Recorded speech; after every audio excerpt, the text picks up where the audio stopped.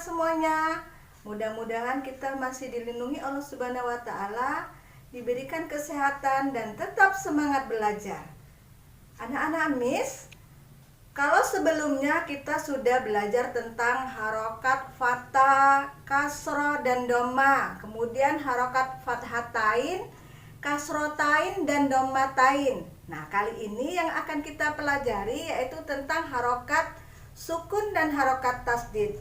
Namun sebelumnya, mari kita baca doa bersama ya nak. A'udzubillahi minasyaitonirrajim. Bismillahirrahmanirrahim.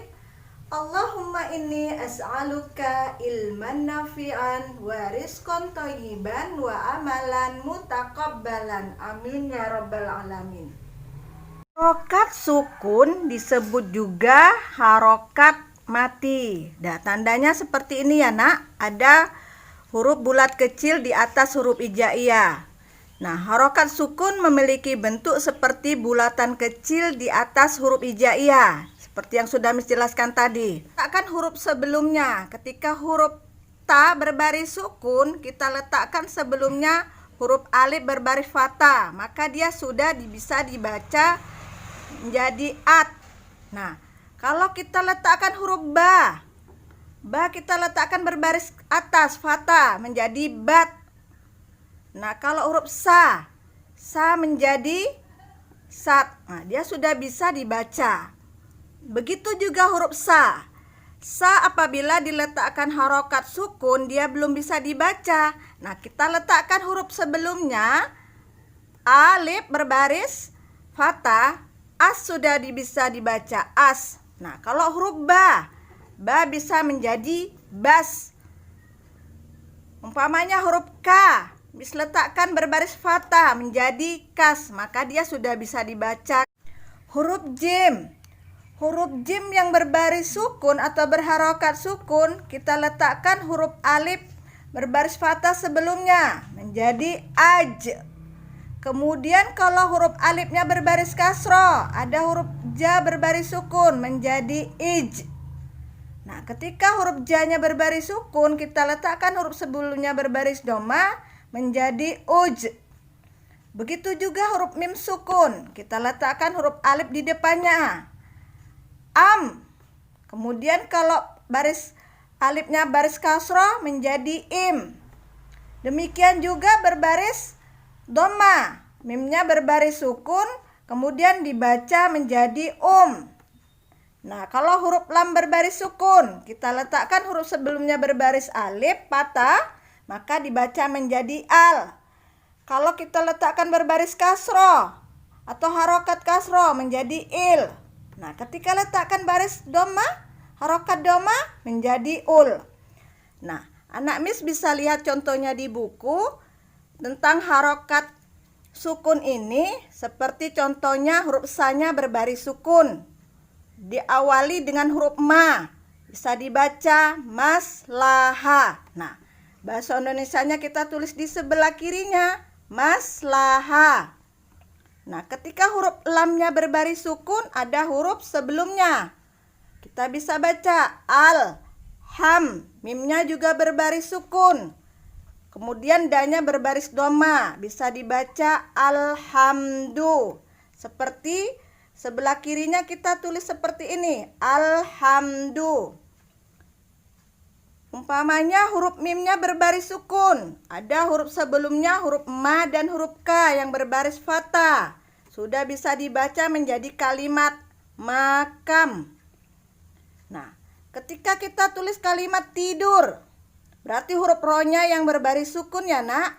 Kita tulis huruf sebelumnya huruf tidur, ti-nya berbaris kasroh, da-nya berbaris dhamma, dan ro-nya yang berbaris sukun. Nah, kita tulis dengan bahasa Indonesia dari sebelah kiri tidur, sudah bisa dibaca menjadi satu kalimat. Nah, sekarang harokat tasdid. Nah, artinya harokat tasdid itu dibaca ganda atau ditekan ketika membacanya. Seperti ta yang bertasdid. Ta bertasdid juga tidak bisa dibaca kalau tidak ada huruf sebelumnya.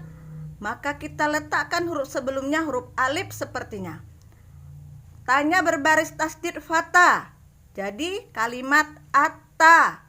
Ya, kalau kita letakkan huruf sebelumnya ba, bisa dibaca menjadi bata. Begitu juga da yang bertasdid, kita letakkan huruf sebelumnya huruf alif. Sudah bisa dibaca menjadi ada. Jadi ditekan ya nak. Kemudian badda. Huruf sa berbaris tasdid kita letakkan huruf sebelumnya alif. Sudah bisa dibaca asa. Nah, ketika huruf ba kita baca menjadi basa. Huruf la. Huruf la-nya berbaris tasdid kita baca menjadi kalla. Kemudian huruf ba. Didahului huruf ba kita bisa baca menjadi bala. Nah, ketika huruf mim kita letakkan huruf sebelumnya, umpamanya huruf la, bisa dibaca menjadi lama. Nah, kita ingin tulis huruf kalimat mama, jadi ma-nya di atas diletakkan di sebelumnya, mama. Kemudian huruf nun bertasdid kita awali dengan huruf alif, sudah bisa dibaca menjadi anna atau kana. Nah, contoh di buku ada huruf ro-nya yang berbaris tasdid. Huruf ro-nya berbaris tasdid kita letakkan huruf sebelumnya huruf ka. Ro-nya yang berbaris kasro. Karimna. Kita tulis bahasa Indonesia dari sebelah kiri. Makanya ro-nya karena digandakan, ditebalkan, ro-nya menjadi 2. Karimna. Begitu juga huruf ba, sebelumnya ada huruf da berbaris tasdid, berbaris kasro. Bisa dibaca menjadi badiluna. Nah, danya karena bertasdid, makanya danya double 2, digandakan dia. Kemudian huruf la-nya berbaris tasdid. Diawali huruf ka berbaris fathah, dibaca kalama. Karena la-nya bertasdid, maka dengan bahasa Indonesia la-nya menjadi 2 karena digandakan atau ditekan. Kalama. Begitu ya nak. Nah, ini huruf ba.